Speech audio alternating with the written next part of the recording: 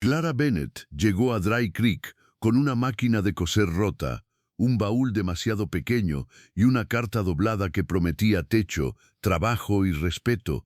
Pero cuando el hombre que debía esperarla vio el hierro torcido dentro de la caja, su mirada cambió y Clara entendió que podía haber cruzado medio territorio para ser rechazada. Clara Bennett llegó a la estación postal de Dry Creek con una máquina de coser rota, un baúl demasiado pequeño para una vida entera y los dedos entumecidos de tanto apretar el asa durante el viaje. El traqueteo del último carro aún parecía seguirle dentro de los huesos. Llevaba 3 días de polvo en el dobladillo del vestido marrón, una cinta azul descolorida en el cuello y la dignidad tensa de quien ha pasado demasiadas horas diciéndose que todavía no es tarde para volver atrás, aunque ya no haya a dónde volver. Tenía 24 años y había cruzado medio territorio con una sola promesa en el bolsillo. Una carta firmada por Elias Turner, viudo propietario de una pequeña carpintería en Dry Creek, Wyoming, hombre de 34 años sin hijos, de reputación sobria, según la viuda que hacía de intermediaria en San Luis. No prometía amor, no prometía riqueza, prometía trabajo honrado, un techo limpio, respeto y la posibilidad de construir una vida sin depender de la caridad de nadie.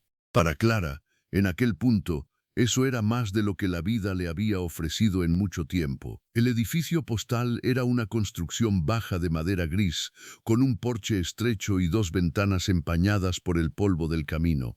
A un lado colgaba el letrero torcido, Oficina Postal y Telégrafo. Al otro, un banco largo, donde un anciano dormitaba con el sombrero sobre la cara. Más allá, la calle principal de Dry Creek se abría en una línea de fachadas secas, ruedas de carretas, caballos atados y hombres que levantaban la vista solo un instante antes de volver a sus asuntos. No era un pueblo amable a primera vista, era un pueblo práctico, y los pueblos prácticos a veces eran los más duros con las mujeres que llegaban solas. Clara bajó del carro con cuidado. El conductor dejó primero el baúl y luego la caja larga de madera que protegía su máquina de coser. O la protegía antes. El lateral estaba astillado, una de las correas se había soltado durante el trayecto y la caja había recibido un golpe al cruzar un arroyo. Ella lo sabía porque había oído el crujido y luego aquel sonido seco, definitivo, que solo hacen las cosas que no pueden permitirse romperse. Aquí termina mi parte, señorita, dijo el conductor sin maldad, solo cansado. La oficina abre hasta que cae el sol. Clara asintió y pagó lo último del viaje con monedas contadas. Después se quedó sola con sus 2 bultos y la sensación incómoda de estar demasiado visible. No se movió enseguida. Se llevó una mano al bolsillo interior del abrigo ligero y tocó la carta doblada varias veces, como si necesitara confirmar que seguía allí. El papel estaba suave en los pliegues de tanto releerlo. Señorita Clara Bennett, si aún mantiene su intención de venir, la esperaré en la oficina postal de Dry Creek el jueves antes del anochecer. Pregunte por mí. Si el viaje la trae cansada, tendrá cena caliente. Elias Turner. No era una carta hermosa, pero era clara. Y Clara había aprendido a desconfiar de las palabras demasiado bonitas. Entró en la oficina arrastrando primero el baúl y luego la caja de la máquina. El interior olía a tinta, cuerda, madera vieja y café recalentado. Había casilleros de correo detrás de un mostrador alto y un reloj de pared que marcaba las 4:20. Tras el mostrador, el jefe de correos, un hombre delgado con chaleco oscuro y gafas redondas, levantó la vista de un libro de registros. A su lado, una muchacha pelirroja clasificaba sobres con movimientos rápidos y precisos. Buenas tardes, dijo Clara, procurando que la voz no le temblara. Busco al señor Elias Turner. Debía encontrarse conmigo aquí. La muchacha fue la primera en mirar la caja de madera dañada. Luego miró a Clara, después al jefe de correos. ¿La novia por correo?, preguntó el hombre, como si nombrara una categoría de mercancía llegada con retraso. Clara sintió el calor subirle al rostro, pero sostuvo la mirada. Sí, señor. El hombre echó un vistazo al reloj. Turner estuvo aquí hace una hora. Algo se aflojó dentro de ella. No era alivio todavía, pero era algo. ¿Vendrá de nuevo? El jefe de correos dudó. No fue una buena señal. Pasó una página del registro sin necesidad real de hacerlo. Vino, preguntó por usted. Esperó un poco y luego salió a ver una entrega en la carpintería de los Bell. Dijo que volvería antes del cierre. La muchacha pelirroja, que no debía de tener más de 19 años, suavizó un poco el gesto. Puede esperar aquí si quiere. Clara bajó la vista a la caja rota. La correa colgaba suelta. Una esquina se había abierto lo suficiente como para dejar ver el hierro negro de la máquina dentro. Su garganta se apretó. Había cosido con aquella máquina desde los 15 años. Había hecho dobladillos, camisas, mantas de bebé, ropa de luto, vestidos sencillos y reparaciones interminables con ella. No era solo una herramienta, era el único oficio que podía llevar consigo sin pedir permiso a nadie. Se arrodilló junto a la caja y levantó la tapa rota con cuidado. La rueda lateral estaba torcida. Una pieza del soporte se había partido. La aguja había desaparecido. Tocó el hierro frío con la punta de los dedos, como si al hacerlo pudiera desmentir la evidencia. No, susurró, demasiado bajo para que nadie la oyera, pero la muchacha sí la oyó. Se rompió en el camino. Clara enderezó la espalda despacio. Sí, vaya, no había nada más que decir a eso. El jefe de correos carraspeó y volvió a su libro. El reloj siguió caminando con una crueldad tranquila. Afuera pasó una carreta, luego dos hombres hablando de tablones, luego una mujer con un niño de la mano que entró a recoger una carta y salió sin mirar demasiado a Clara. Los minutos empezaron a hacerse pesados. A las 5:45, Elias Turner entró por fin. Clara lo reconoció antes de que él hablara, no por el rostro, que solo conocía por una fotografía borrosa enviada meses atrás, sino por la manera de detenerse justo dentro de la puerta, evaluando el espacio con una seriedad contenida.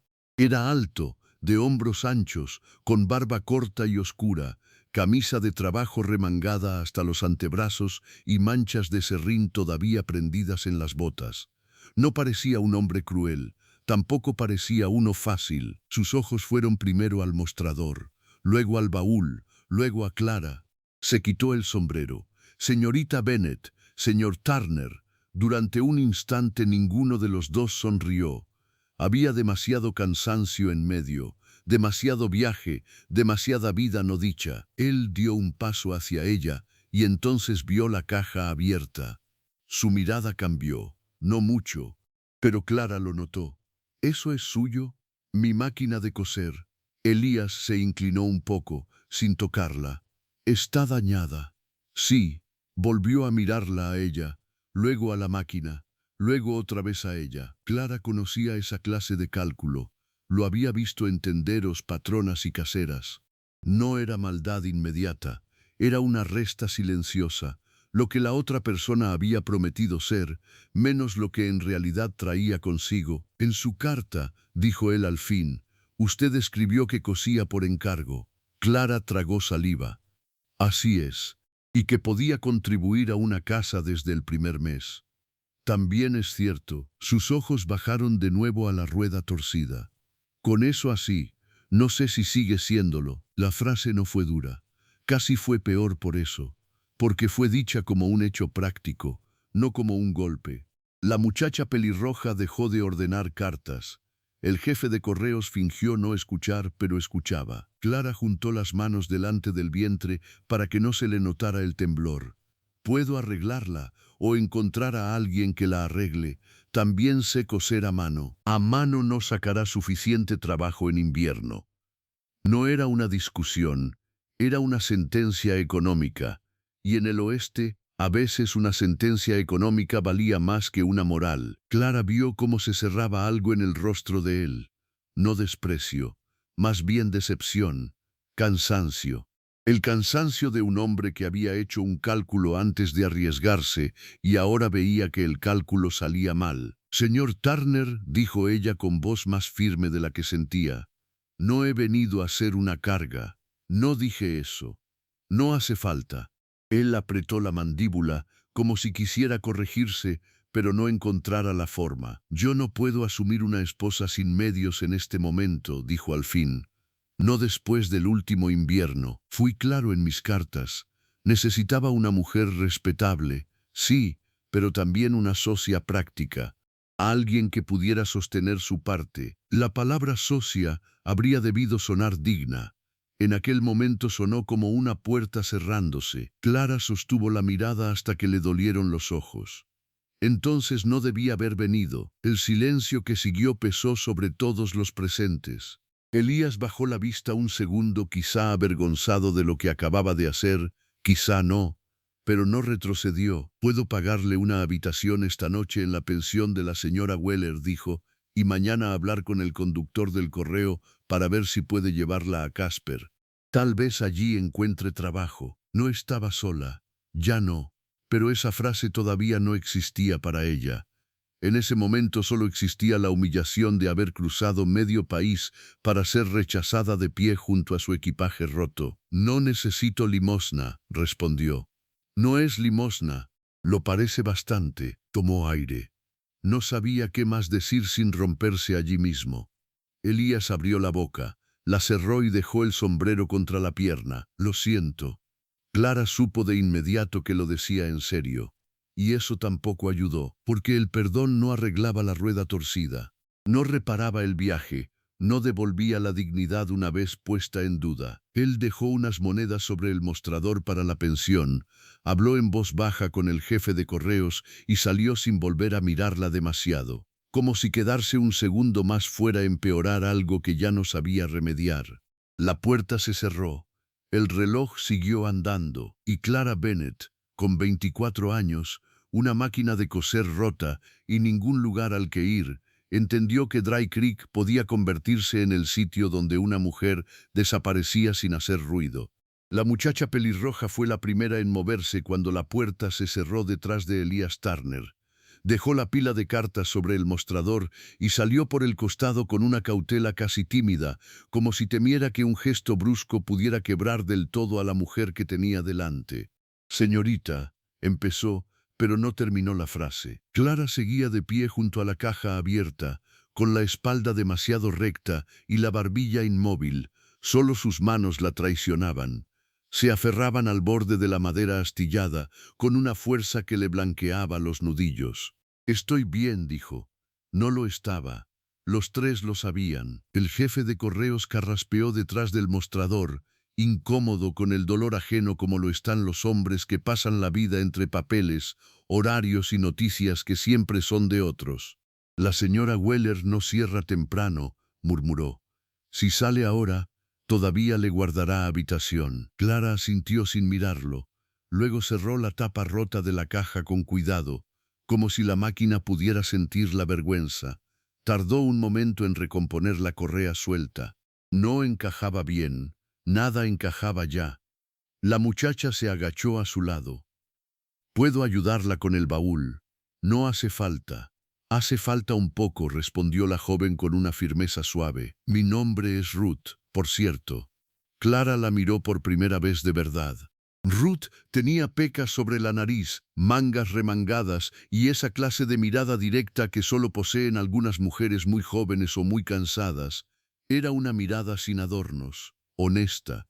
«Clara, lo sé», dijo Ruth, y luego, como si quisiera corregir la dureza involuntaria de la frase, añadió: «Quiero decir, lo oí antes». Entre las dos levantaron el baúl. El jefe de correos rodeó el mostrador para tomar la caja de la máquina. Le costó más de lo esperado, y aquello hizo que Clara sintiera una punzada nueva. Hasta rota, seguía siendo pesada, seguía siendo real, seguía siendo lo único que tenía. Afuera, el aire de la tarde ya empezaba a perder calor. El pueblo olía a polvo, cuero, estiércol y humo de leña encendido antes de tiempo. Dry Creek no parecía más amable al anochecer, solo más desnudo. La pensión de la señora Weller estaba a media calle de la oficina postal, encima de una barbería y frente a la herrería.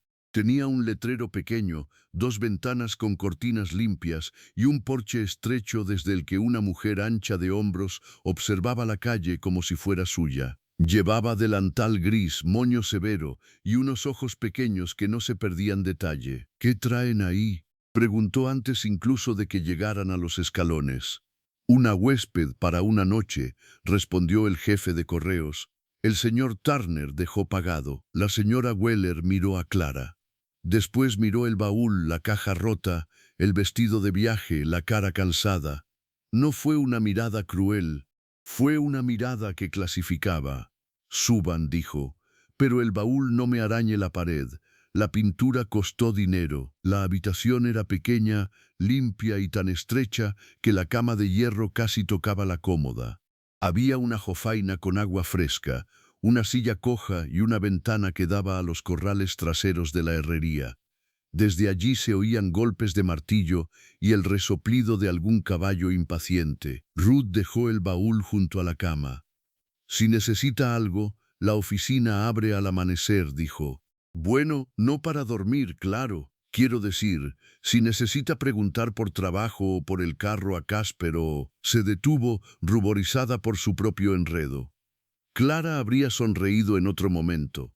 No ahora, gracias, dijo, y esta vez lo sintió de verdad. El jefe de correos apoyó la caja de la máquina con más cuidado del que había mostrado antes. Mañana sabré si el carro del correo puede llevarla, murmuró. Pase temprano. Cuando se fueron, la puerta quedó cerrada y el silencio cayó sobre la habitación con una pesadez casi física. Clara no se movió durante un largo rato, luego se sentó en la cama, todavía con el sombrero puesto, y miró la caja de madera como si dentro hubiera un animal herido que temiera tocar. Al fin se inclinó, soltó la correa y volvió a abrirla. La rueda seguía torcida, el soporte partido. Un diente del mecanismo interior se había desplazado. Pasó los dedos por el hierro negro, por la placa dorada ya gastada, por la pequeña grieta junto a la base. Recordó las manos de su madre enseñándole a enhebrar. Recordó las primeras noches cosiendo a la luz de una vela. Recordó la última patrona en San Luis diciéndole que una mujer sola sin recomendación ni marido no duraba mucho si no tenía oficio. Tenía oficio, lo tenía, solo que ahora yacía roto delante de ella como una broma de mal gusto. No supo en qué momento empezó a llorar. Solo se dio cuenta cuando una lágrima cayó sobre la rueda torcida y dejó una marca limpia en el polvo del viaje. Después vino otra, luego otra más. No hizo ruido. Lloró como había aprendido a hacerlo de niña en casas donde el dolor ajeno molestaba más que conmovía. Con la boca cerrada, la espalda doblada y una mano apretada contra el vientre, lloró por la humillación de la oficina postal, por el viaje, por la carta demasiado sobria que le había parecido una promesa suficiente, por la forma en que Elias Turner había dicho socia práctica como si ella hubiera llegado vacía. Lloró por la máquina, por San Luis, por las 3 habitaciones alquiladas en 4 años, por la patrona que había muerto y la dejó sin empleo, por cada puerta que una mujer sola debía tocar 2 veces para que alguien fingiera no oírla la primera. Cuando al fin se quedó sin lágrimas, ya era de noche. Se lavó la cara con el agua de la jofaina, se quitó el vestido y se acostó sin deshacer del todo la trenza. Pero el sueño no llegó. Desde la herrería seguían llegando golpes espaciados. Más tarde, voces. Luego risas de hombres saliendo del salón. Un carro tardío. El gemido del viento colándose por el marco de la ventana. A medianoche todavía seguía despierta. Fue entonces cuando oyó el llanto. No venía de la calle, venía del pasillo. Un llanto infantil, bajo, entrecortado, el de un niño que intenta no despertar a los adultos y fracasa. Clara se incorporó en la cama, esperó. El llanto siguió. Luego una voz femenina, cansada hasta el hueso. «Shh, ya pasó, Ben, ya pasó». El niño no se calmó. Clara se puso la bata ligera y abrió la puerta apenas un poco. En el pasillo, bajo la luz tenue de una lámpara de queroseno, una mujer joven sostenía a un niño de unos 3 años pegado al pecho. El pequeño temblaba. Tenía la cara colorada y los ojos llenos de ese miedo confuso que dejan las pesadillas. La mujer intentaba mecerlo, pero estaba embarazada y agotada. Se notaba en la postura, en la respiración corta, en la forma en que apoyaba una mano contra la pared, para no perder el equilibrio. «Disculpe», dijo Clara en voz baja. La mujer alzó la vista sobresaltada. No quería despertar a nadie. No me despertó. Yo ya estaba despierta. Eso era cierto, aunque no explicaba nada. El niño sollozó otra vez. «Soñó con el incendio», murmuró la mujer, casi avergonzada. «Desde marzo le pasa. Su padre dice que se le pasará, pero por las noches siempre vuelve». Clara no sabía por qué respondió lo que respondió. Quizá porque el dolor ajeno era más fácil de atender que el propio. «¿Quiere que le cante?», la mujer parpadeó. «¿Sabe canciones de cuna?». «Algunas». Hubo un momento de duda. Luego la mujer asintió, rendida por el cansancio. Clara salió al pasillo. No tocó al niño. Solo se inclinó un poco y empezó a tararear una melodía vieja, una que su madre cantaba cuando las tormentas sacudían los postigos de la casa en Hannibal. No tenía letra al principio, solo la melodía. Suave, repetida, como una mecedora en la oscuridad. El niño tardó menos de un minuto en aflojar el cuerpo. La mujer dejó escapar un aliento tembloroso. «Dios bendiga a quien le enseñó eso». Clara siguió tarareando un poco más, hasta que el pequeño se quedó dormido por completo, con la cara hundida en el hombro de su madre. «Gracias», susurró ella. «Soy Marta Kenne. Mi marido trabaja en la herrería de abajo». «Clara Bennett». Marta asintió hacia la puerta de su habitación. «La del cuarto del fondo es mi hermana. Si mañana necesita coser o remendar algo, bueno, solíamos hacerlo entre las dos antes de que me casara. No es gran cosa, pero siempre aparece trabajo». Clara se quedó inmóvil. «Mi máquina está rota». «Entonces quizá el herrero pueda mirarla», dijo Marta, como si la solución fuera sencilla. «Mi marido no hace milagros, pero arregla más de lo que la gente cree». No era una solución, pero era algo. Y eso, por ahora, era suficiente. A la mañana siguiente, Clara bajó temprano. La barbería aún no había abierto, y la calle olía a café recién hecho y tierra húmeda. Había dormido poco, pero la idea de la herrería le había dado una dirección mínima a la que agarrarse. La señora Weller le sirvió un plato de avena sin preguntarle si tenía apetito. Era una mujer seca, pero no mezquina. La embarazada del cuarto 3 dice que ayudó con el niño, gruñó mientras dejaba la cuchara. «Eso estuvo bien», Clara asintió. «No fue nada. Las cosas pequeñas suelen ser algo. No olvide eso». No sabía si aquello era una lección o una advertencia. Después del desayuno, Clara fue a la oficina postal. El jefe de correos ya estaba detrás del mostrador. Ruth ordenaba paquetes. «El carro a Casper sale mañana, no hoy», informó él sin rodeos.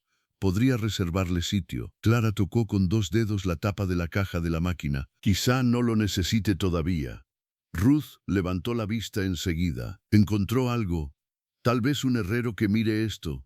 «Entonces vaya con Tom Kina», dijo ella. «Está cruzando la calle.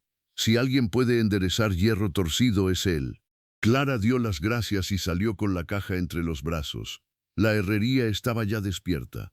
Un hombre corpulento trabajaba ante el yunque, torso inclinado, camisa pegada a la espalda por el sudor. Cada golpe levantaba chispas diminutas. Al fondo, junto a la puerta lateral, había otro hombre más joven sujetando la pata de un caballo. Clara se detuvo. No por miedo al ruido, por la voz. La reconoció antes de verlo de frente. Elias Turner estaba allí. No llevaba sombrero.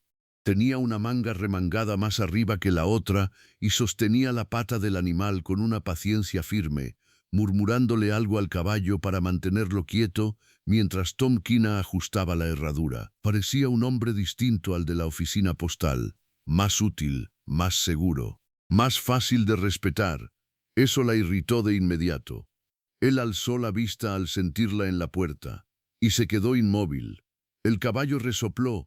Tom Kina soltó una maldición suave porque la herradura se le desvió un poco. «Si van a mirarse así, al menos esperen a que suelte la pata del animal», gruñó el herrero.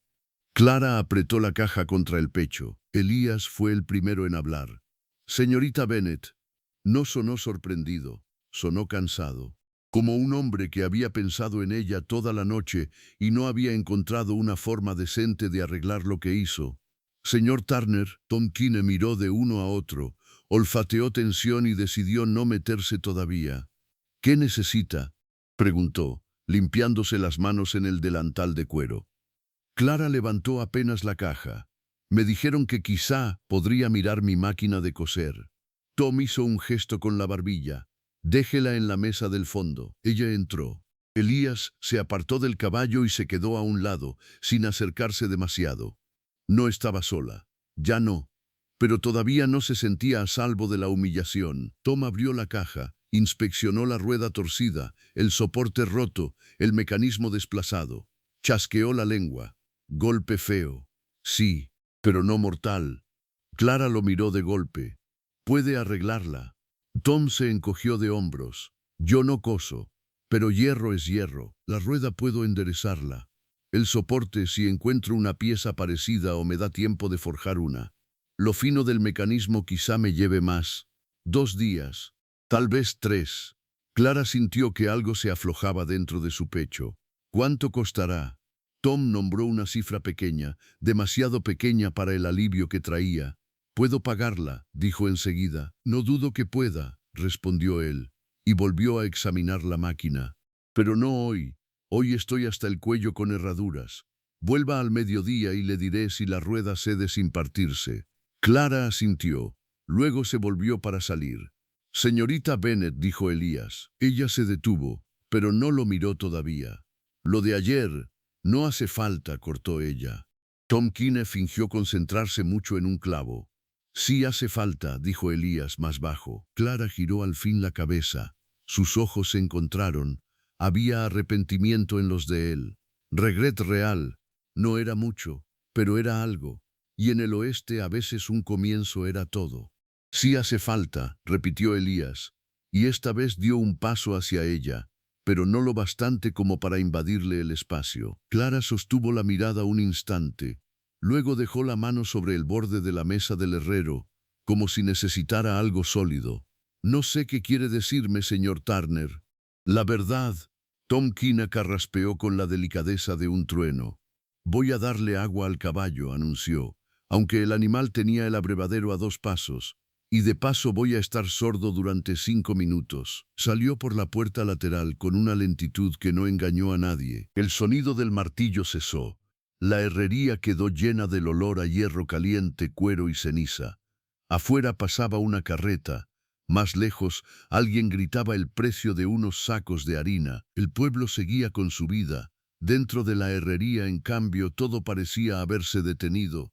Elías se quitó los guantes de trabajo dedo por dedo. Anoche no dormí bien, dijo al fin.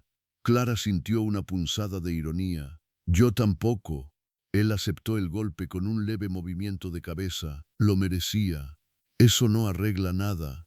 Lo sé. Hubo un silencio breve, no vacío, tenso. Entonces, ¿para qué hablar?, preguntó ella.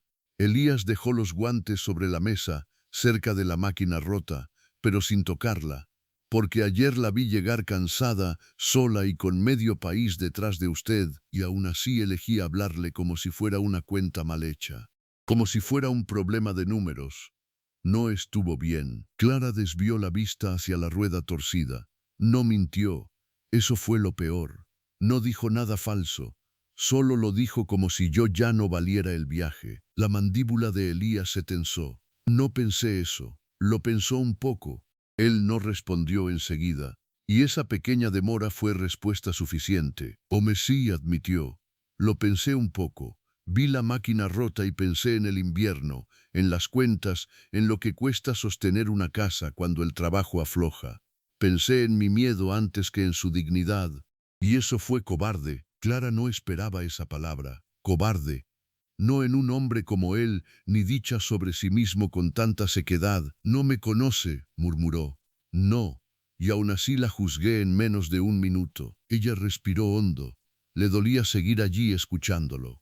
Pero también le dolía más no haberlo oído. ¿Por qué escribió esas cartas entonces?, preguntó. ¿Por qué pedir que una mujer cruce medio territorio para venir hasta aquí, si al final iba a mirarla como a un riesgo? Elías pasó una mano por la nuca. Porque fui honesto sobre lo que podía ofrecer y sobre lo que necesitaba. Pero no fui honesto sobre otra cosa.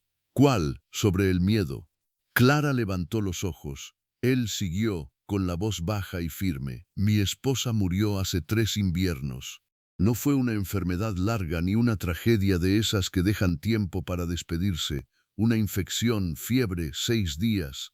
Después de eso me quedé con la carpintería, una casa demasiado callada y la costumbre de hacer cuentas para no pensar.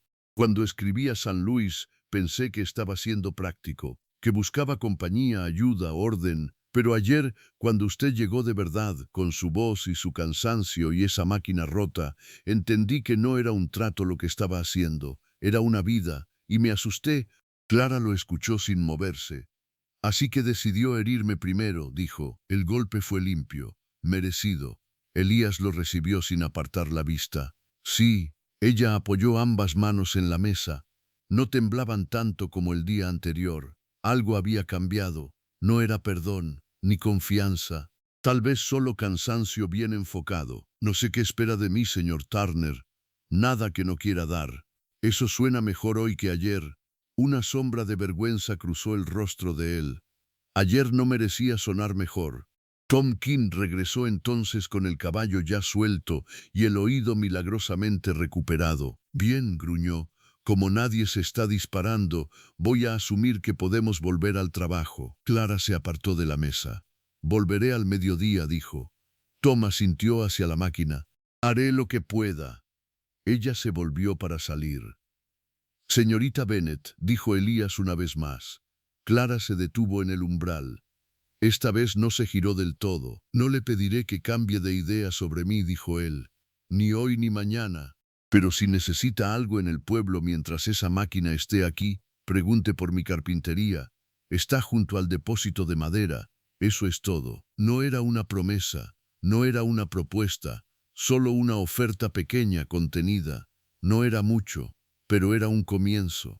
Clara salió a la calle con el ruido del yunque reanudándose a su espalda. El sol ya subía fuerte. Dry Creek estaba más despierto que la víspera. Niños corriendo con encargos, mujeres entrando y saliendo de la tienda general, un perro dormido bajo una carreta, 2 hombres discutiendo por el precio de unas tablas. Clara caminó sin rumbo fijo al principio, dejando que el movimiento del pueblo le ordenara la respiración. Acabó delante del escaparate vacío de un local estrecho, con cristales polvorientos y un cartel medio caído que alguna vez debió anunciar telas o sombreros. Se quedó mirándolo más tiempo del necesario. Un espacio así bastaría para una mesa de corte, 2 estantes y una silla junto a la ventana. No debía pensar en eso, no todavía. Pero lo pensó. Antes era de la señora Weeks, dijo una voz a su lado. Clara se volvió. Ruth, la muchacha de correos, sostenía una cesta con paquetes y 2 sobres sujetos entre los dientes. Perdón, murmuró Ruth, sacándose el correo de la boca. No quería asustarla, solo la vi mirando. No me asustó. Ruth siguió la dirección de su mirada hacia el local. La señora Weeks hacía arreglos y sombreros. Murió en febrero. Nadie ha vuelto a alquilarlo. Es pequeño, sí, pero tiene buena luz por la mañana. Clara la miró. Ruth se encogió de hombros. No sé nada de costura, pero sé cuando una mujer mira una ventana y no ve vidrio.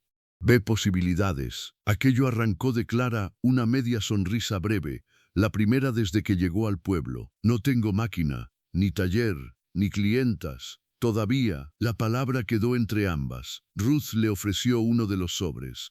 Este no es para usted, pero tengo que llevarlo a la tienda general y me venía de camino. ¿Va a volver a la herrería? Al mediodía, entonces pase luego por la oficina. Quiero saber si el herrero obró un milagro. Clara asintió y ambas siguieron su camino. El resto de la mañana transcurrió despacio. La señora Weller le permitió quedarse otra noche a cambio de ayudar a pelar patatas y doblar sábanas. Clara aceptó sin discutir. El trabajo manual calmaba, ordenaba la cabeza. A media mañana Martha King apareció con su niño en brazos y una cesta de ropa para remendar. No sé si es pronto para pedir favores, dijo, casi avergonzada, pero tengo 2 camisas de Tom, un delantal mío y el pantalón del pequeño. Si puede hacer aunque sea unas puntadas a mano, le pagaré. Clara pasó los dedos por la tela gastada, midiendo desgastes. costuras abiertas, remiendos anteriores. Puedo hacerlo. Marta dejó escapar un alivio visible. Bien, no quería esperar a que se llenara de trabajo en el pueblo y luego no atreverme a preguntar. ¿Se llena de trabajo rápido una costurera aquí? Si es buena, sí, y si además no chismea más. Clara tomó nota de eso. A las 12 en punto estaba de nuevo en la herrería. Tom King tenía la rueda de la máquina desmontada sobre una mesa y un juego de herramientas finas junto a ella. Elías no estaba a la vista. Clara no supo si se sintió aliviada o decepcionada. Tom levantó la rueda con 2 dedos ennegrecidos por el metal. No se partió. El corazón de Clara dio un salto pequeño y doloroso. Entonces cede, con paciencia. Ya la enderecé casi del todo. El soporte me llevará más. La pieza interior la tendré que improvisar. Mañana por la tarde, si no me entra una urgencia de caballos cojos o carretas rotas. Clara cerró los ojos un segundo. Gracias, no me lo agradezca aún. Agradézcamelo cuando cosa recto. Se volvió para guardar la rueda. En ese instante entró Elías con 2 tablones al hombro. Al verla, se quedó quieto solo una fracción de segundo y luego dejó la carga junto a la pared. Señorita Bennet, señor Turner. Tom bufó. Si siguen saludándose así, voy a cobrar por palabra. Elías ignoró el comentario y miró la mesa donde estaba la máquina. Buenas noticias, suficientes, respondió Tom antes que Clara. No está muerta. Algo en la expresión de Elías se suavizó. Me alegro. Clara no sabía qué hacer con aquella alegría ajena. No quería necesitarla, pero tampoco quería fingir que no importaba. Tom volvió a sus herramientas. A propósito, dijo sin levantar la vista, la señora Pique dejó esta mañana un saco de vestidos infantiles para ajustar. Dice que la antigua costurera murió y nadie le toma medidas a las niñas sin hacerlas parecer mujeres pequeñas. Si la máquina de la señorita no estuviera rota, ya le habría mandado el trabajo. Clara alzó la cabeza. La señora Pique, la del almacén de grano. Tiene 3 hijas y poco talento para coser, como la mayoría de la población de este pueblo. Tom dijo aquello con tal seriedad que Clara tardó un segundo en notar la sequedad humorística. Elías sí la notó. Se le escapó casi una sonrisa. También la señora Grady necesita cortinas nuevas para la escuela, añadió él, apoyándose en el tablón más cercano. Y Ruth me dijo hace una semana que el jefe de correos necesita remendar 2 sacas de correo. Clara lo miró con cautela. ¿Eso es cierto o solo intenta ser amable? Ambas cosas pueden existir a la vez. No era una mala respuesta. Tom chasqueó la lengua. El pueblo necesitaba costurera antes de que usted llegara. Sigue necesitándola ahora. La cuestión es si piensa quedárselo bastante como para cobrar por ello. La pregunta quedó en el aire como un clavo a medio hundir. Clara no respondió de inmediato, porque por primera vez desde que bajó del carro, la idea de quedarse no sonó absurda, sonó difícil, incierta, pero no absurda. Eso depende de mañana, dijo al fin, mirando la máquina. Thomas sintió como si esa fuera la única respuesta sensata. Elías no añadió nada. Y quizá por eso Clara agradeció su presencia un poco más de lo que quería. Cuando salió de la herrería, el calor de la tarde había empezado a asentarse sobre Dry Creek.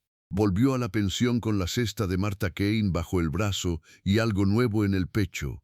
No era seguridad, no todavía, tampoco paz. Era trabajo, trabajo pendiente, trabajo posible, trabajo suyo, y por primera vez en mucho tiempo, esa idea bastó para mantenerla erguida. Subió a su habitación, apartó la caja vacía de la máquina hacia un rincón y extendió las prendas de Marta sobre la cama. Buscó en su costurero de viaje el pequeño de madera que por fortuna había sobrevivido intacto. Tenía agujas, hilo, tijeras, dedal y unas pocas cintas enrolladas. No era mucho, pero era un comienzo. Se sentó junto a la ventana y enhebró la aguja. Abajo, en la calle, oyó pasar una carreta y 2 voces discutiendo por el precio de unos clavos. Más lejos, el yunque del herrero volvió a sonar. 3 golpes secos, una pausa, otros 2. Clara bajó la vista a la tela entre sus manos. La puntada entró limpia. No sabía todavía si Dry Creek sería un hogar. No sabía si podía confiar en Elías Turner, ni si él merecía una segunda oportunidad, ni si ella misma quería dársela. No sabía si la máquina quedaría bien, ni si las clientas llegarían de verdad, ni si el invierno la alcanzaría antes de que lograra sostenerse. Pero lo supo de inmediato. No estaba acabada, y eso lo cambiaba todo. A la mañana siguiente, Clara bajó a la cocina de la pensión con 3 camisas remendadas, un delantal rehecho en el bajo y el pantalón del pequeño Ben reforzado en ambas rodillas. Había cosido hasta que la luz de la lámpara le dolió en los ojos y el cuello se le quedó rígido, pero el cansancio tenía otro sabor cuando venía acompañado de trabajo hecho. La señora Weller estaba amasando pan con los antebrazos hundidos en una artesa de madera. Levantó la vista apenas un instante. «Huele a café», dijo Clara. «¿Por qué es café?», gruñó la mujer. «Siéntese antes de que se enfríe». Clara dejó las prendas dobladas sobre la mesa. «Esto es para Marta Keene». La señora Weller se limpió una mano en el delantal, tocó una de las costuras con dedos expertos y asintió. «Ametá va firme. No se le va a abrir a ese niño ni aunque trepe una cerca». No era un elogio cálido, pero era un elogio, y Clara lo recibió como tal. Poco después apareció Marta con Ben de la mano y la barriga por delante, más cansada que el día anterior, aunque con el pelo mejor sujeto. Clara le entregó la ropa y ella la revisó con una rapidez práctica. «Esto está mejor de como vino nuevo», dijo al fin. Sacó unas monedas de una bolsita de tela. Clara dudó solo un segundo antes de aceptarlas. No era mucho, pero no era limosna. Era pago, era suyo. Ben se escondía detrás de las faldas de su madre, aunque esta vez no lloraba. Cuando Clara le devolvió el pantalón, el niño lo abrazó como si fuera una prenda de gala. «Gracias», murmuró Marta. «Tengo una cuñada que necesita arreglar 2 vestidos, y la señora Pique se queja de que sus niñas parecen espantapájaros con lo que les cose ella misma. Si me preguntan, les daré tu nombre». «Tu nombre». Algo pequeño y cálido se encendió dentro de Clara al oírlo. No la costurera, no la mujer del cuarto del fondo, no la novia rechazada. Su nombre. «Gracias», dijo. Marta bajó la voz. «Dom dice que la máquina estará lista esta tarde si nadie llega con una rueda rota o una mula coja. Y si lo dice él, puedes creerlo. No promete rápido ni a la lluvia». Clara apretó las monedas en la mano. «Entonces iré después del mediodía». Cuando Marta se fue, Ruth apareció en la puerta de la pensión con 2 sobres bajo el brazo y la energía nerviosa de siempre. «No iba a entrar», dijo antes de que nadie se lo preguntara. «Solo pasaba». «Bueno, no solo pasaba. Quería ver si seguías aquí». «Sigo aquí». Ruth sonrió con un alivio que no intentó ocultar. «Bien, porque la señora Pique preguntó por ti en la oficina. No sabía tu apellido, así que dijo, la muchacha de la máquina rota. No es elegante, pero en Dry Creek eso ya cuenta como dirección suficiente». Clara soltó una risa breve. «Supongo que tendré que mejorar mi reputación antes del invierno». «Tienes tiempo». Aquí la gente tarda en cambiar de opinión, pero una vez lo hace, se aferra como una garrapata. La señora Weller soltó un bufido desde la artesa. «Ruth, si vas a hablar de garrapatas cerca del pan, al menos ayuda a poner la mesa». Ruth obedeció, aunque siguió hablando mientras colocaba platos. «También escuché algo más. El local de la señora Wicks sigue vacío porque el dueño no quiere alquilarlo a cualquiera. Dice que la última vez acabó con un hombre vendiendo tónicos que no curaban nada y sí olían a queroseno. Pero si apareciera una costurera seria, quizá escucharía». Clara no respondió enseguida. La idea del local volvía una y otra vez, testaruda, como un hilo que se engancha en una manga y no se suelta.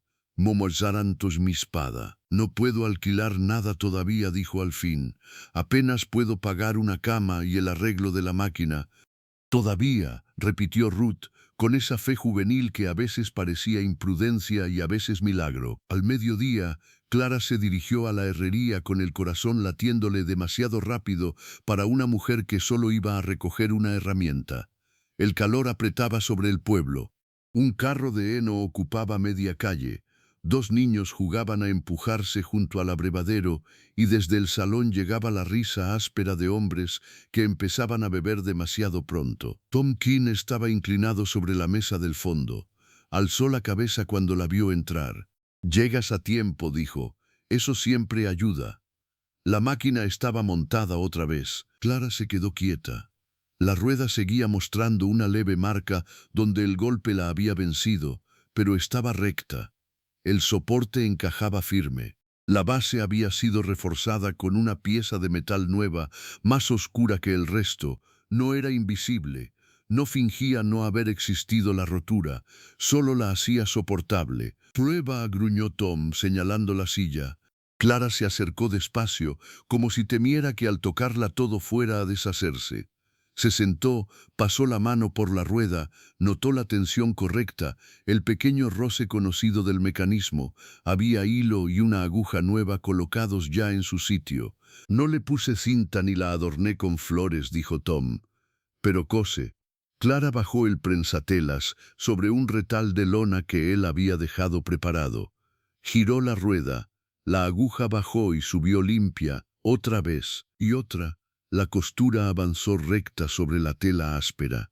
Se le llenaron los ojos de lágrimas tan deprisa que tuvo que apartar la cara. «Vaya», murmuró Tom, incómodo. «Tampoco era para tanto». «Sí lo era», dijo Clara, y la voz se le quebró justo en la mitad. Tom se rascó la nuca. «Bueno, entonces sí, era para tanto». Se volvió hacia el yunque como si necesitara darle intimidad a la emoción ajena. Clara respiró hondo, pasó la yema de los dedos por la costura recién hecha y dejó escapar el aire despacio. Había sobrevivido, la máquina también. «¿Cuánto le debo?», preguntó. Tom nombró la misma cifra del día anterior. Clara sacó las monedas de Marta, añadió parte de lo poco que le quedaba y se las tendió. Él contó solo una parte y empujó 2 monedas de vuelta hacia ella. «Eso es demasiado». «No», dijo, «aquella cantidad». «Sí, pero usé una pieza que ya tenía y el trabajo fino me lo pagué con curiosidad. No me discutas el precio en mi propia herrería, señorita». Clara recogió las monedas con lentitud. «Gracias, ya me lo dijiste. Si quieres agradecerme de verdad, recomiéndame a toda esposa cansada de que su marido intente arreglar cosas con cuerda y fe». En ese momento la puerta lateral se abrió y Elias Turner entró cargando un marco de ventana recién lijado. La vio junto a la máquina y se detuvo. «Entonces vivió», dijo. Tom soltó una especie de resoplido orgulloso. «Te dije que no estaba muerta». Clara se puso en pie. Había pensado mucho en él desde la conversación del día anterior, y eso la irritaba casi tanto como la perturbaba. Pero ya no era exactamente la misma mujer que había salido humillada de la oficina postal. Tenía puntadas pagadas en el bolsillo y una máquina que volvía a funcionar. Eso cambiaba la manera de sostener la espalda. «Parece que sí», respondió. Elías dejó el marco apoyado en la pared. «Me alegro».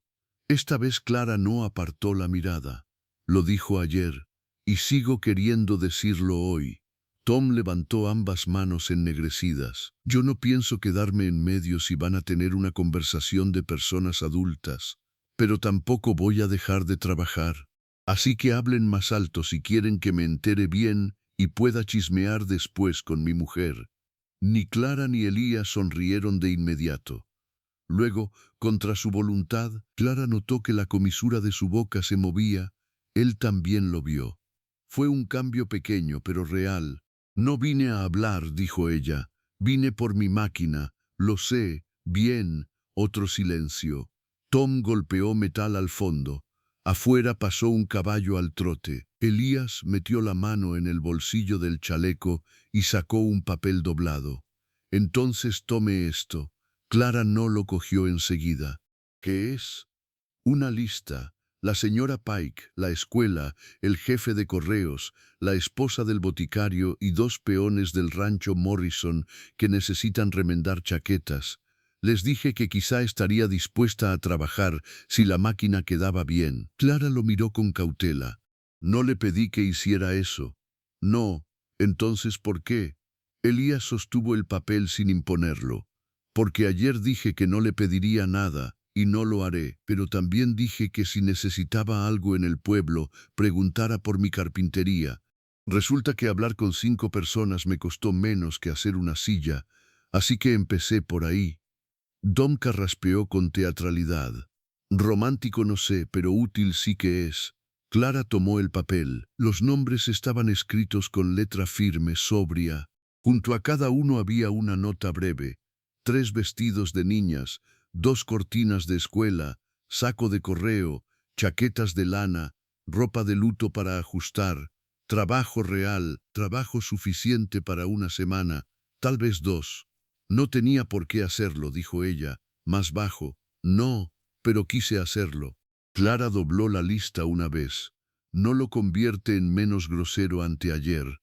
Tampoco lo pretendía. Eso, por extraño que fuera, la desarmó un poco. No estaba intentando comprar perdón. Solo estaba poniendo una tabla sobre un puente roto, una a la vez. Entiendo, dijo. Elías asintió. No insistió. No se disculpó otra vez. Solo se apartó lo suficiente para dejarle paso hacia la puerta. Cuando Clara salió con la máquina en brazos, el sol parecía menos cruel que otros días. O tal vez era ella quien cargaba menos peso. No llegó muy lejos. La señora Pique la interceptó casi frente a la tienda general. Era una mujer alta, de mandíbula resuelta y sombrero demasiado adornado para un pueblo tan pequeño. Llevaba de la mano a una niña de unos 8 años y detrás venían otras 2, casi idénticas, con dobladillos torcidos y cintas mal anudadas. ¿Usted es la señorita Bennet?, preguntó sin rodeos. Sí, señora. Turner dijo que cose. Sí, señora. La mujer miró la máquina. Bien, mis hijas crecen como maíz en agosto y destrozan las costuras como si les pagaran por ello. Necesito arreglos antes del domingo y un vestido nuevo para la mayor antes de la feria del Laramie. Si trabaja bien, le traeré más. No hubo más ceremonia que esa. Ni desconfianza fingida ni condescendencia, solo negocio. Puedo verlo hoy mismo, dijo Clara. Entonces venga a casa a las 4. La blanca con verja azul, detrás del almacén de grano. La señora Pique siguió su camino y las niñas miraron la máquina como si fuera una criatura exótica. Clara se quedó quieta un segundo. Luego siguió andando. La tarde se llenó rápido. La esposa del boticario dejó 2 blusas con puños deshechos. El jefe de correos apareció en la pensión con las sacas de correo y una torpeza casi cómica al admitir que sí, necesitaba ayuda y sí, Ruth había tenido razón sobre a quién pedirla. Marta volvió con una vecina. Ruth pasó solo para ver la máquina funcionando y acabó quedándose media hora, fascinada por el sonido regular de la aguja. Cuando Clara levantó la vista, la luz de la ventana se había vuelto dorada. Tenía hilo en el regazo, alfileres entre los labios y 3 encargos ya empezados. La habitación de la pensión, que la noche anterior había parecido un cuarto de derrota, ahora se parecía un poco a un taller improvisado. No era mucho, pero era un comienzo. A las 6 llamaron a la puerta. Clara esperaba a Marta o a la señora Weller. En cambio, encontró a Elías en el pasillo, sombrero en mano, una cesta pequeña colgando del brazo. Ella no abrió del todo. Señor Turner, no vengo a molestar, dijo él enseguida. La señora Weller me dijo que no había bajado a cenar y pensé que quizá estaba trabajando. Traje esto. Le mostró la cesta. Pan, un tarro pequeño de mantequilla, 2 manzanas y un trozo envuelto en papel encerado que olía a jamón frío. Clara miró la comida, luego a él. No necesito caridad. La frase salió más seca de lo que pretendía, pero no podía evitarlo. Había cosas que todavía dolían demasiado cerca. Elías inclinó un poco la cabeza. No es caridad, es truque. ¿Truque?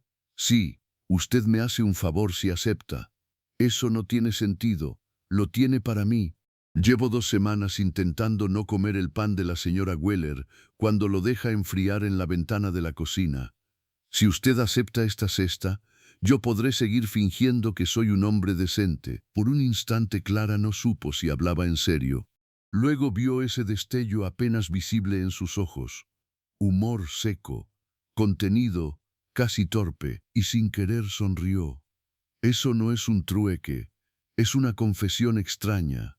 Tengo pocas habilidades sociales, ya lo habrá notado. Eso le arrancó una pequeña risa, no una grande, pero real. Elías pareció aliviado de oírla. Además añadió, mañana necesito que me haga un favor de verdad. Clara entrecerró los ojos. ¿Cuál? Uno de mis delantales de trabajo se rasgó por el costado. Si piensa cobrármelo, lo aceptaré. Si piensa echarme de la puerta, también.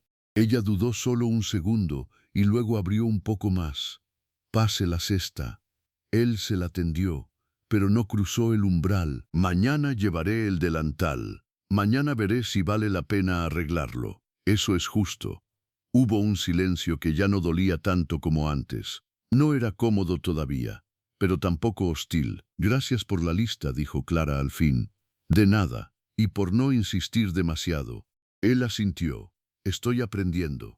Lo dijo con tal sencillez que Clara lo creyó. Cuando cerró la puerta, apoyó la cesta sobre la cama y se quedó mirándola un momento. Luego miró la máquina, después la lista de encargos. Y por primera vez desde San Luis, la idea del mañana no le produjo miedo inmediato. A veces la vida no cambiaba con grandes declaraciones. A veces cambiaba con una rueda enderezada, 5 nombres escritos en un papel y una cesta de cena dejada en un pasillo estrecho. Y eso por ahora era suficiente. A la mañana siguiente, Clara ya estaba vestida y trabajando cuando oyó los pasos en el pasillo. Había terminado una de las blusas de la esposa del boticario, ajustado el bajo de uno de los vestidos de la señora Pike y reforzado el saco de correo con una tira doble de lona. La máquina sonaba firme ahora, con ese ritmo regular que le devolvía algo parecido a la paz. Llamaron a la puerta 2 veces. Adelante, dijo, sin levantar la vista del todo. Elías entró con un delantal de carpintero doblado bajo el brazo. El rasgón era serio, desde la cadera hasta casi la costilla. También traía una tabla pequeña pulida con esmero.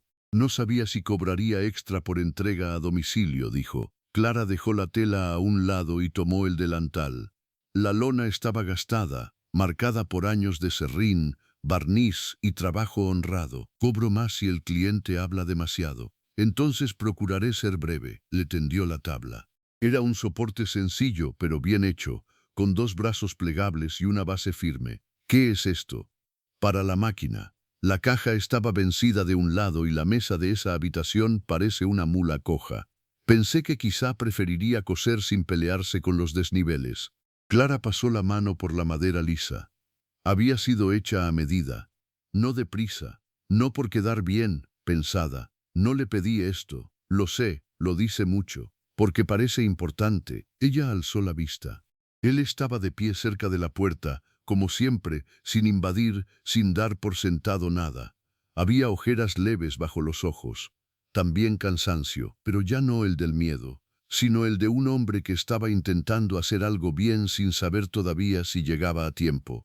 Gracias, dijo Clara, y esta vez no añadió ninguna defensa. Elías asintió hacia el delantal. ¿Tiene arreglo? Sí, pero no quedará bonito. Nunca fue bonito. Entonces estamos de acuerdo. Él casi sonrió. Señorita Bennet. Clara, lo corrigió ella, antes de pensarlo demasiado. Aquello lo dejó quieto un segundo. Clara, entonces, quería decirle algo antes de que el pueblo lo diga por mí. Eso suena peligroso. Lo es un poco. La señora Pike habla rápido. Ruth escucha más rápido y Tom Kane ya ha decidido que tiene derecho a opinar sobre la vida de todos. Clara dejó el delantal sobre la cama. Eso no es noticia. Eso es descripción del pueblo. La noticia es que el dueño del local de la señora Wicks quiere verla esta tarde. Ella se quedó inmóvil. ¿Qué? Le hablé de usted. También lo hizo la señora Pick. Y la señora Weller, al parecer. No sabía que le tenía tanto aprecio. No creo que me tenga aprecio. Creo que le gusta que doble sábanas rectas. A veces eso cuenta como aprecio. Clara miró la máquina, luego la tabla nueva, luego a él. No puedo alquilar un local todavía. No dije que pudiera. Dije que él quiere verla. El señor Barlow es desconfiado, pero no es injusto. Si cree que puede pagar con trabajo constante, quizá le dé tiempo. ¿Y por qué haría eso? Elías tardó un momento en responder. Porque este pueblo necesita una costurera. Porque la última murió en febrero y desde entonces las niñas van mal vestidas, los hombres mal remendados y las viudas del pueblo han tenido que volver a sacar agujas que ya no quieren ver. Y porque, aunque Dry Creek no siempre lo parezca, sabe reconocer a la gente que trabaja en serio. Clara bajó la vista a sus manos. Solo llevo aquí 3 días. A veces 3 días bastan. Hubo un silencio breve. ¿Vendrás? Preguntó ella, y la pregunta le salió más suave de lo previsto. Él la miró como si midiera bien la respuesta. Si me lo pides, sí. Clara no respondió enseguida. Había muchas cosas que aún no estaban resueltas entre ellos. La herida de la estación postal seguía ahí, menos abierta, pero no cerrada. Aún así, lo supo de inmediato. No quería enfrentarse sola a otra puerta importante. Te lo pido. Entonces iré. El señor Barlow era un hombre de unos 60 años, seco como un poste y con un chaleco que parecía haber sido planchado por alguien que odiaba las arrugas. Su local de ferretería olía a aceite, clavos y papel viejo. Los recibió en una trastienda pequeña con una mesa alta y una libreta de cuentas tan gruesa como una Biblia. Así que usted es la muchacha de la máquina rota, dijo, sin levantar demasiado la vista. Clara estaba empezando a resignarse a ese título. Mi nombre es Clara Bennett, señor. Eso dice Turner. Y también dice que trabaja duro. Trabajo todo lo que hace falta. Barlow alzó los ojos entonces. Eran grises, vivos y difíciles. Las mujeres suelen decir eso cuando necesitan algo. Clara sintió a Elías tensarse a su lado. Pero él no habló. La dejó responder. Y los hombres suelen desconfiar cuando una mujer no pide permiso para ganarse la vida. Supongo que ambos estamos siguiendo costumbres viejas. El señor Barlow la miró un segundo más largo. Luego cerró la libreta. Bien, tal vez no me haga perder el tiempo. El local cuesta $8 al mes. Clara tragó saliva. Era más de lo que tenía. No puedo pagar eso ahora. Lo imaginé. Elías no se movió. No intervino. Clara lo agradeció. Puedo pagar 3 este mes, dijo ella, y el resto en trabajo, si me da 2 semanas. Ya tengo encargos, más de los que esperaba. Barlow tamborileó con 2 dedos sobre la mesa. El trabajo no me paga impuestos. No. Pero un local vacío tampoco. El viejo resopló. No parecía ofendido, más bien entretenido. ¿Y si desaparece en una semana? No desapareceré. Eso también lo dijo el hombre de los tónicos. Yo no vendo tónicos. Eso juega a su favor. Hubo otro silencio. El señor Barlow abrió la libreta, mojó la punta de la pluma y escribió algo. $3 hoy, 5 en 14 días. Si no cumple, saco su máquina a la calle y alquilo el sitio a otro. ¿Entendido? Clara sintió que el corazón le golpeaba en el pecho. ¿Entendido? Barlow asintió. Las llaves están con mi esposa, vive arriba del local, no le pise sus geranios ni se le ocurra colgar ropa en la fachada. Dry Creek puede tolerar muchas cosas. Fealdad innecesaria, no. Cuando salieron a la calle, Clara tenía la llave en la mano y una sensación extraña en el cuerpo, como si el suelo bajo sus pies hubiera cambiado de textura. Lo conseguiste, dijo Elías. Ella miró la llave otra vez. Pequeña, de hierro oscuro simple, pesaba más de lo que debía. Creo que sí. Lo supiste de inmediato, ¿verdad? ¿Qué cosa? ¿Que no ibas a ir a Casper? Clara soltó una respiración que casi fue risa. No, no lo supe de inmediato. Lo supe poco a poco, con cada puntada, con cada nombre en esa lista, con Tom arreglando la rueda, con Ruth hablando demasiado, con Marta trayendo ropa, con la señora Weller fingiendo que no le importo mientras me sirve café más fuerte que al resto. Él la escuchó en silencio. Y contigo, añadió al fin. Elías no respondió. Solo la miró. No sé todavía qué hacer contigo, dijo Clara con honestidad. Es justo, me heriste. Lo sé, y luego intentaste arreglarlo sin pedir que lo olvidara. Porque no quiero que lo olvides. Quiero que sepas exactamente quién fui ese día, para que también sepas quién intento ser ahora. La respuesta la desarmó más que cualquier disculpa. Caminaron hasta el local sin hablar demasiado. La fachada blanca estaba cansada, pero entera. La ventana delantera necesitaba limpieza. La puerta, aceite, dentro había polvo, una mesa vieja, dos estanterías torcidas y una cortina azul descolorida en el fondo, separando el espacio de un cuartito trasero con lavabo y una estufa pequeña. Clara entró despacio. La luz caía oblicua por la ventana. Recorrió el suelo, las paredes, la mesa, el rincón donde cabría la máquina, el espacio donde podría colgar patrones, el estante donde pondría hilos y cintas. No era gran cosa, pero era suyo, o empezaba a serlo. No es mucho, dijo Elías, más por costumbre que por convicción. Clara se volvió hacia él. No, pero es un comienzo. Él asintió. Y por primera vez desde que se conocieron, el silencio entre los dos no dolió. Los siguientes 10 días pasaron como una estampida. Tom y Marta ayudaron a trasladar la máquina. Ruth limpió cristales con una devoción absurda. La señora Weller apareció con una escoba, 2 cortinas limpias y una firme opinión sobre dónde debía ir cada cosa. La señora Peake mandó a sus 3 hijas con vestidos para ajustar y una advertencia. Si les dejas correr con alfileres puestos, no vuelvo. El jefe de correos llevó las sacas. La maestra de la escuela midió cortinas. Incluso el señor Barlow bajó una mañana con una caja de clavos y la dejó en el mostrador sin admitir que era un regalo. Clara trabajó hasta que le dolieron los dedos y el cuello. Pero el dinero empezó a entrar. Poco, luego un poco más. Lo suficiente para pagar la segunda parte del alquiler en el día 13, no en el 14.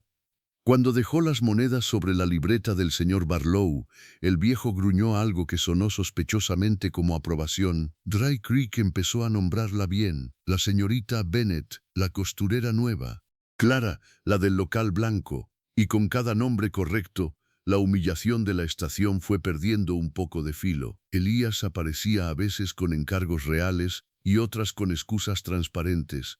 Un delantal, una funda de cojín para la silla de su taller, una cortina para la trastienda de la carpintería. Nunca se quedaba demasiado, nunca imponía conversación, pero estaba ahí, constante, sobrio, aprendiendo. Una tarde, mientras Clara ajustaba el cuello de una camisa de niño, lo vio detenerse al otro lado de la ventana del local. No entró enseguida, se quedó observándola trabajar con esa quietud suya, como si aún le sorprendiera verla allí, en Dry Creek, no vencida sino ocupando un lugar. Clara levantó la vista, él abrió la puerta. Traigo un encargo. ¿De verdad? No. Ella dejó la tijera sobre la mesa. Eso al menos es honesto. Elías se acercó hasta el mostrador. Quería preguntarte algo y preferí hacerlo sin esconderme detrás de una tela rota. Clara esperó. Este domingo voy a llevar unas sillas nuevas a la iglesia. Después pensaba pasar por la Loma del Este. Se ve todo el valle desde allí.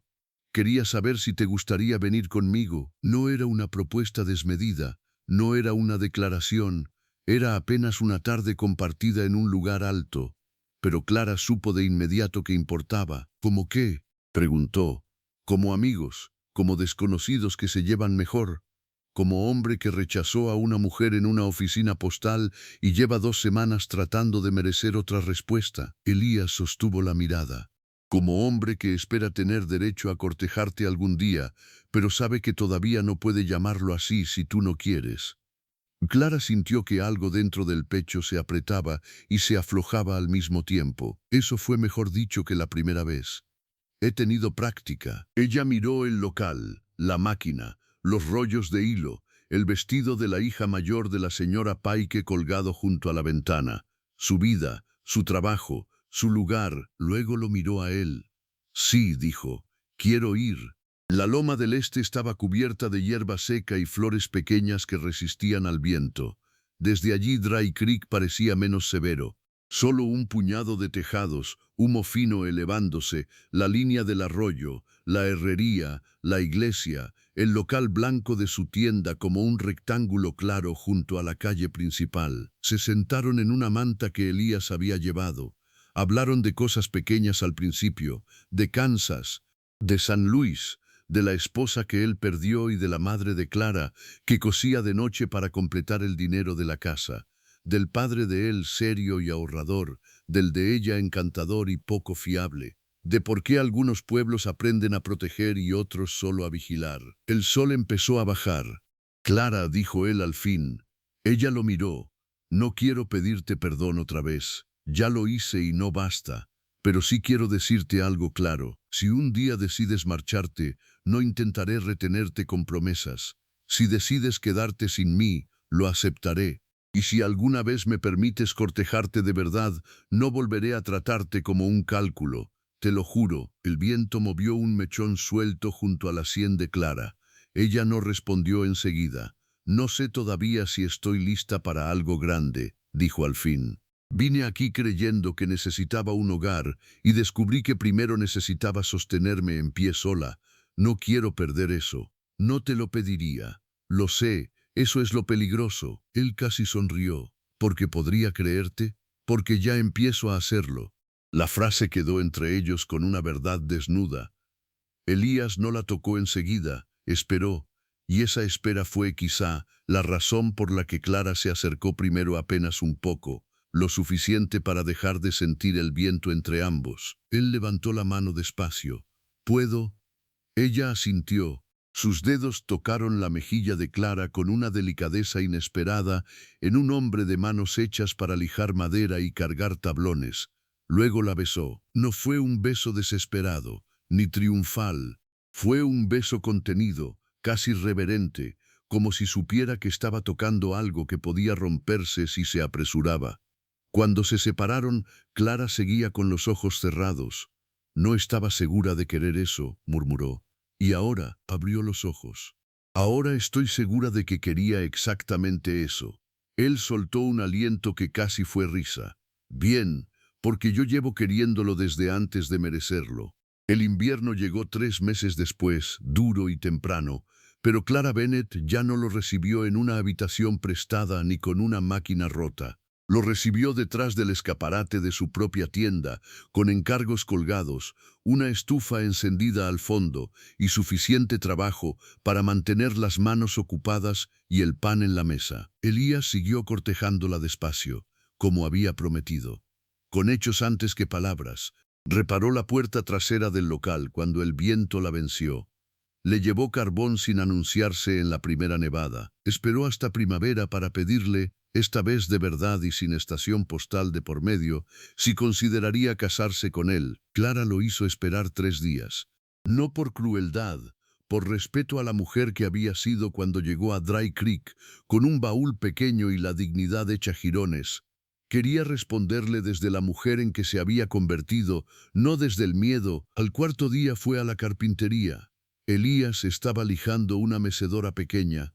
Alzó la vista. «Hola», dijo él. «Hola». Ella miró la mecedora. «¿Para quién es?» «Para el hijo de Marta Kane». Rompió la vieja intentando usarla como caballo. Clara sonrió.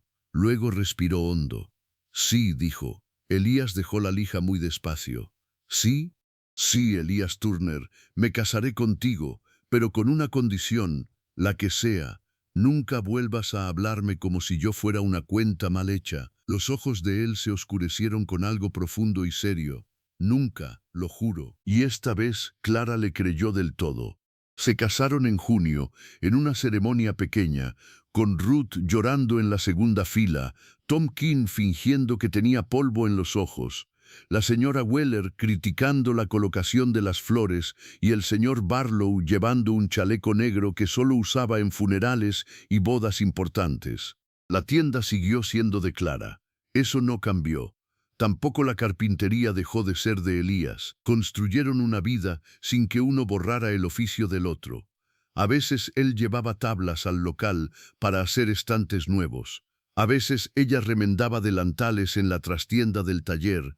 A veces cenaban tarde, cansados, oliendo a serrín y a hilo, y eso les parecía una forma de riqueza. No era el final que Clara había imaginado cuando salió de Saint Louis con una carta doblada en el bolsillo. Era mejor, porque lo perdido no volvió. Pero algo nuevo había nacido. Y en Dry Creek, donde una vez la humillación la recibió antes que el hogar, Clara Bennett encontró ambas cosas: el trabajo que la sostuvo y el hombre que aprendió, paso a paso, a merecerla. Y eso, en aquellas tierras duras, era una forma de milagro.